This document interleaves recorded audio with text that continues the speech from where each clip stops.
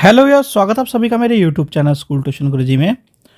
तो बच्चों, आपके आज हम करने वाले हैं पेपर्स की सीरीज़ में आपका क्लास 8 का मिड टर्म का पेपर, जो कि है 2023-24 सेशन का।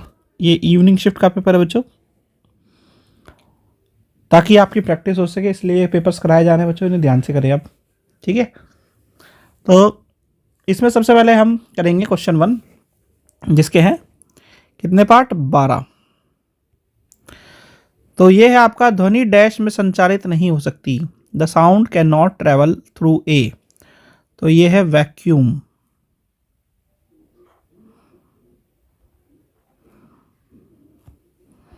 जिसे हम निर्वात भी कह देते हैं। फिर आपका पेट्रो रसायन किन्हें कहते हैं, पेट्रोकेमिकल्स किसे कहते हैं। तो useful substances which are obtained from petroleum and natural gases, यानी वह पदार्थ जो पेट्रोलियम और प्राकृतिक गैस द्वारा मिलते हैं, उन्हें हम पेट्रोकेमिकल कहते हैं बच्चों। ठीक है। फिर तीसरा आपका, डैश एक प्रतिजीविक का उदाहरण, dash is an example of antibiotic. तो आपने बहुत सारे एग्जाम्पल पढ़े बच्चों, इसमें से आप कोई से भी 3 एग्जाम्पल लिख सकते हैं, जैसे स्ट्रेप्टोमाइसिन हो गया, एरिथ्रोमाइसिन हो गया, टेट्रासाइक्लिन हो गया। ठीक है, तो जो अच्छा लगे आप उसे लिख दीजिए। फिर चौथा आपका, यीस्ट श्वसन के दौरान ऑक्सीजन उत्पादित करता है, यानी east produce oxygen during respiration. तो हम सभी को पता है कि वो ऑक्सीजन नहीं, कार्बन डाइऑक्साइड करता है बच्चों। तो ये हो गया आपका सत्य या फॉल्स। फिर है ध्वनि की प्रबलता, लाउडनेस ऑफ साउंड। तो इसे हम किससे नापते हैं बच्चों, एम्पलीट्यूड। इसे हम नापते हैं एम्पलीट्यूड से बच्चों। फिर है पीसीआरए का पूर्ण नाम लिखिए, write the full form of PCRA. तो इसकी फुल फॉर्म है बच्चों, पेट्रोलियम कंजर्वेशन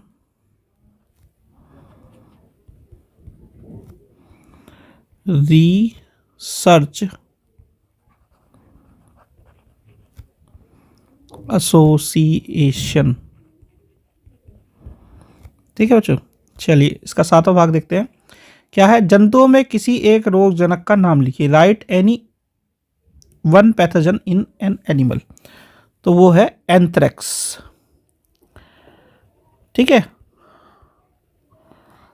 फिर है आपका 8वां भाग बच्चों, वायु में जलने पर कोयला मुख्यतः कौन सी गैस उत्पन्न करता है, which gas is mainly produced by coal और burning in presence of air. तो वो है CO2 बच्चों।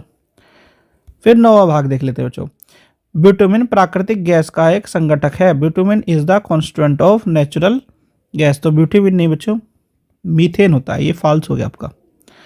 ठीक है। फिर इसका 10वां भाग देख लेते हैं बच्चों, सूक्ष्म जीव केवल एक कोशिका होते हैं, यानी micro organisms are only one cellular. तो ये भी आपका सत्य ही है बच्चों। फिर आपका 11वां, प्रति सेकंड होने वाले दोलन की संख्या को आवृत्ति कहते हैं, यानी द नंबर ऑफ ऑसिलेशंस पर सेकंड इज कॉल्ड फ्रीक्वेंसी। तो ये है आपका सत्य या ट्रू। फिर है आपका, मानव में ध्वनि डैश द्वारा उत्पन्न होती है, in human the sound is produced by the voice box या लिनक्स। ठीक है बच्चों। फिर इसका दूसरा क्वेश्चन देख लेते हैं बच्चों, विषाणु अन्य सूक्ष्म जीवों से किस प्रकार भिन्न है, how does virus differ from other micro organism. तो बच्चों, माइक्रो ऑर्गेनिज्म से विषाणु जो वायरस होता है, वो सबसे बड़ी चीज़ है कि जो वायरस आपका विषाणु है, जब तक कि उसे कोई और दूसरा जीव ना मिल जाए, तब तक वो क्या हो सकता है, जीवित नहीं माना जाता, या ये कह लीजिए वो अपने आप को काम करने लायक नहीं बना सकता। लेकिन जो सूक्ष्म जीव है वो हर वक्त काम करने लायक रहता है, यानी virus can produce only inside the cell of its host, they are generally present in the host. ठीक है।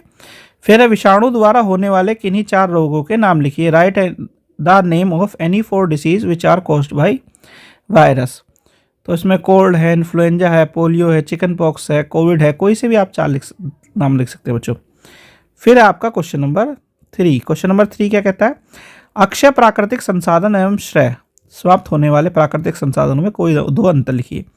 यानी right any two difference between inexhaustible natural resources and exhaustible natural resources. तो पहला तो यही लगा लीजिए कि एक क्या है, लिमिटेड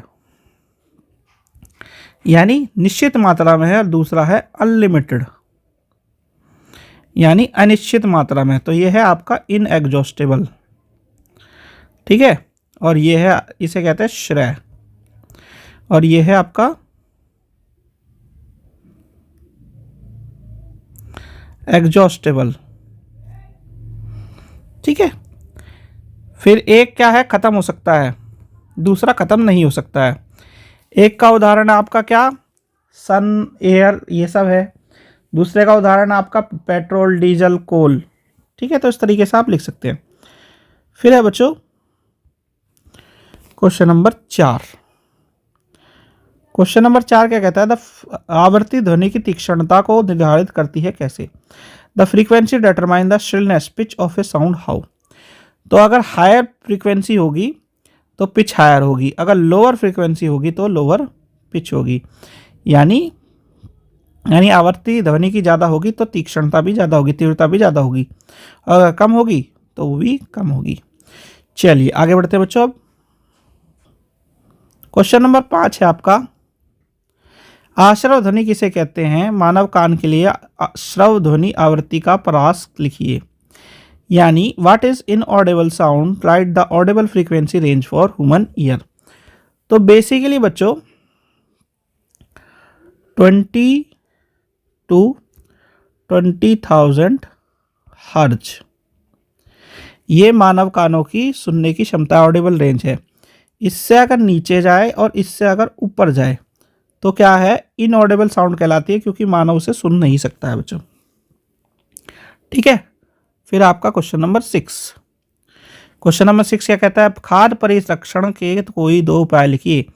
यानी right any two face of food preservation.